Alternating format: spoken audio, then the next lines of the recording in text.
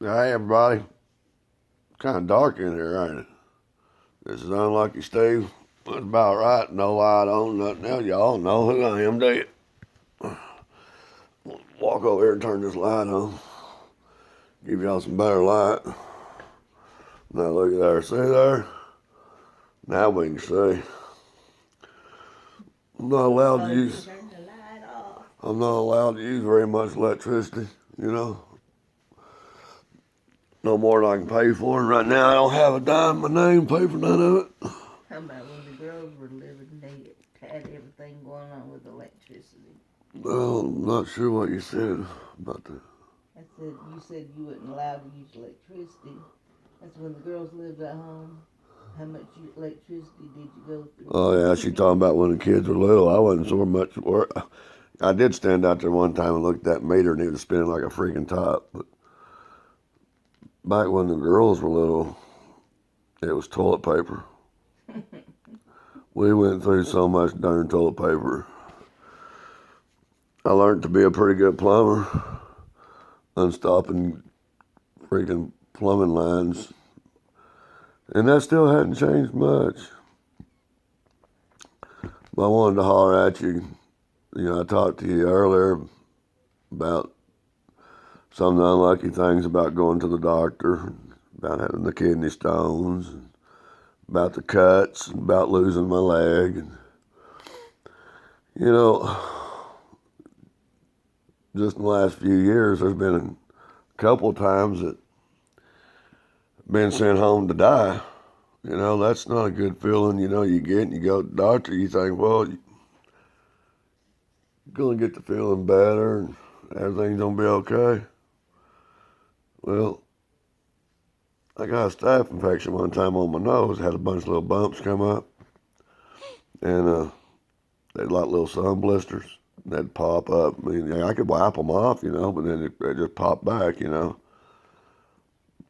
And this went on about 3 days, and it got to where I couldn't wipe them off, and they're just popping back up. And so anyway, I go to the doctor. It was late, you know. The wife stayed home with the kids.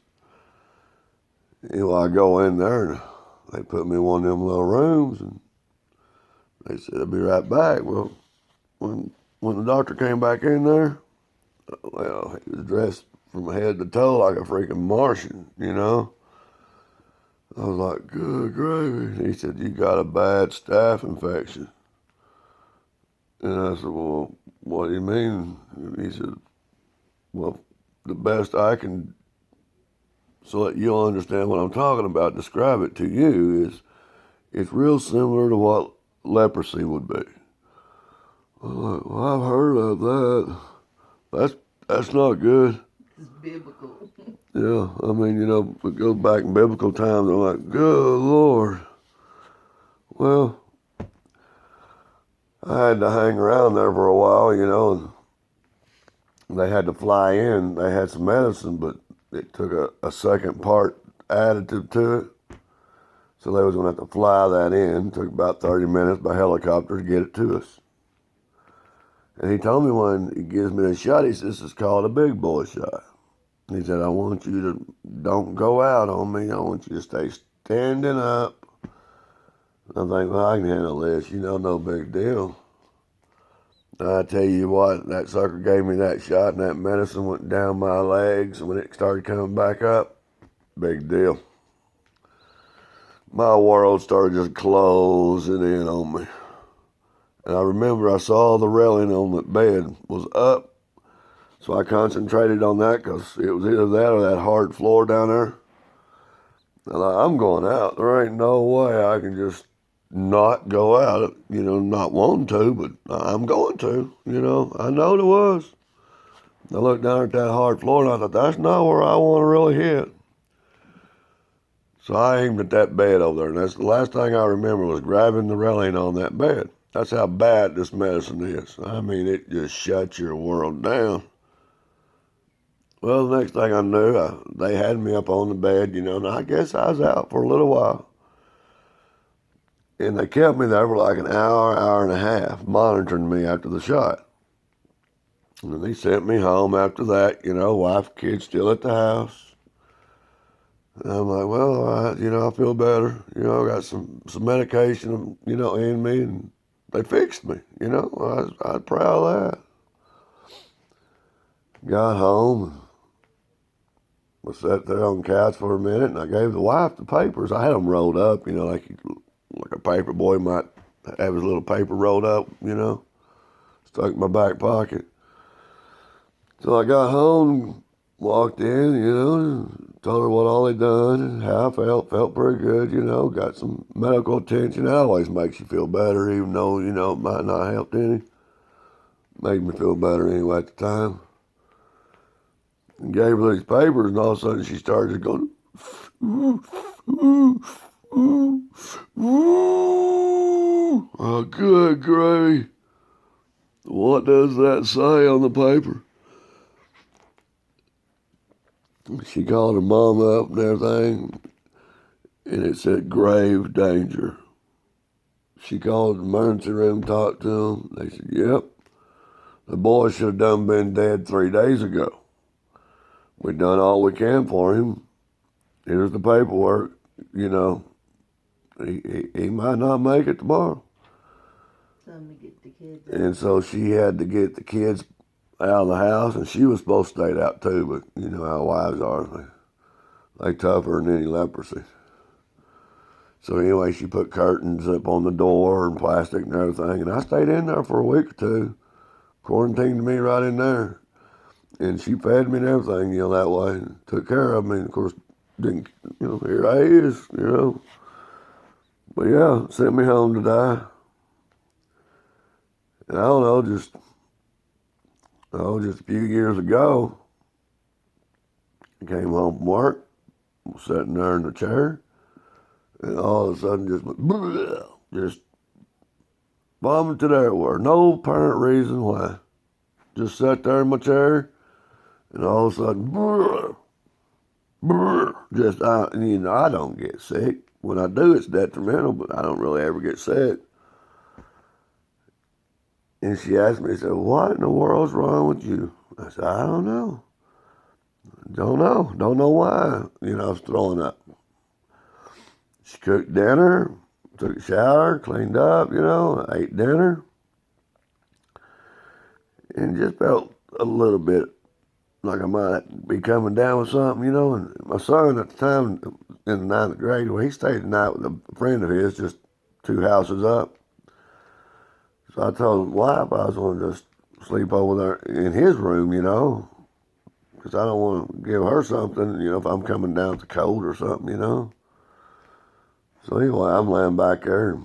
These rooms in the back part of the house.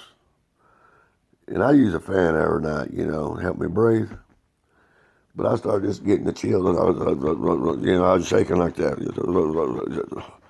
I mean, good Lord. And I just started sweating. I don't ever sweat. I don't sweat too much. It has to be awful daggum hot for me to sweat. And then if I do, I don't like to see it. Anyway,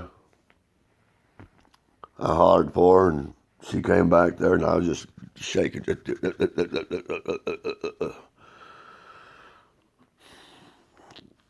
I don't remember how long that went on, but kind of make this long story short for you.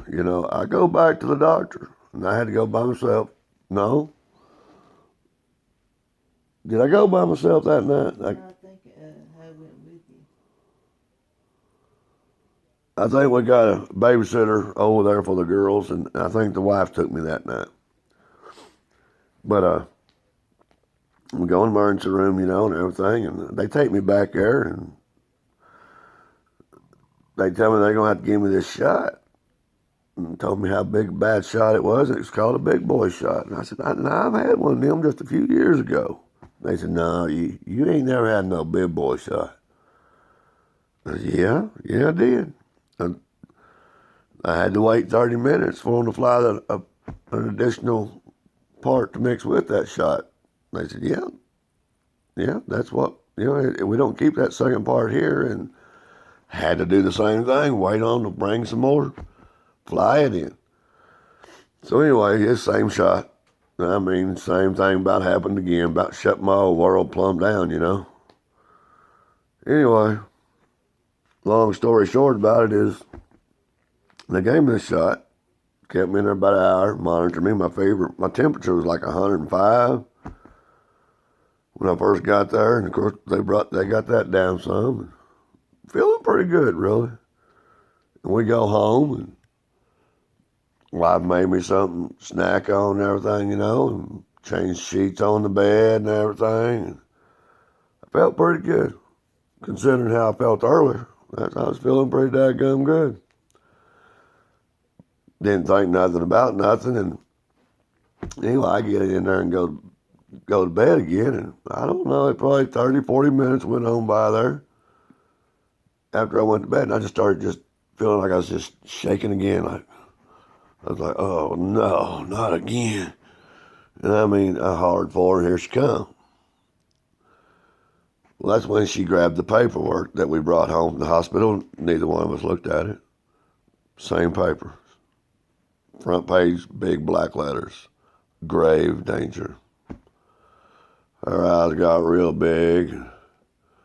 She grabbed that phone. She called the emergency room. She said, no, no, no. Again. I'm like, good gravy, now what's going on? Well, it was kind of like the H1N1 flu. She died in 24 hours. And they told her, said, well, the only thing we can suggest you do, and we've done all we can do for him, is pack him in ice. Now, I remember getting in the bathtub. I had my shorts on. But I remember sitting in the bathtub and having ice poured on me. But that's all I remember. I don't remember how much ice, how long I was in there. We talked about it, She told me she run a little bit of water in there. I don't know how many bags of ice they actually had to set me in. And for about an hour and a half with a cold, wet ice rag. I poured alcohol on you too. Yeah, and she poured alcohol on me and ice, for about an hour and a half, trying to get my fever to come back down. It was about 105 again. But yeah, that was the second time that the doctor said, no, there ain't nothing else we can do for him, Just do your best you can, and, if he makes it through the night, he might make it the next couple of days or whatever. But, I've been sent home twice to die. Now, I don't know if any of y'all's ever been sent home to die, but that's not a good feeling to know that. Like, okay, you're laying there and you don't feel good, and the first thought you have is, there ain't nothing nobody can do for you. They can't fix you, they can't help you. So it goes to bearing on your mind a little bit, like, oh gosh, I'm all alone, Of course, there's God up there. He's watching out for me. I know that. He's a great physician. I know that. I didn't want none of y'all out there to think I didn't know that. I know that. So, even when the doctors give up hope, you know who to turn to. Don't be goofy. There's more than hope out there. There's truth. And, in truth is life. So don't give up on truth. But anyway, I appreciate y'all tuning in, listening to me and everything. There's a lot of bad things happen to a bunch of us. But there's some of us that bad things happen to just all the time, every day, every daggum day. I go out there and start my truck every morning. First thing I gotta do is jump the darn thing off. After I get it jumped off, it takes a while because there's something gets wet from the moisture, and it won't just start right up, so it ain't the distributor. I've messed with that. But then I got to put water in it. It's got, 3 or 4 radiator leaks in it, But anyway, I appreciate you tuning in, and I'm going to let you guys go, and I'll holler back at you next day or two. But leave me some comments down there. Let me know what you think now. And, check us out. You can always leave us some comments down below, or you can go on spotlightreferral.com. Check us out. Or email us, spotlightreferral@yahoo.com. All right, Steve and Tina Tyler. Hey, Unlucky Steve here. Take care. Love you.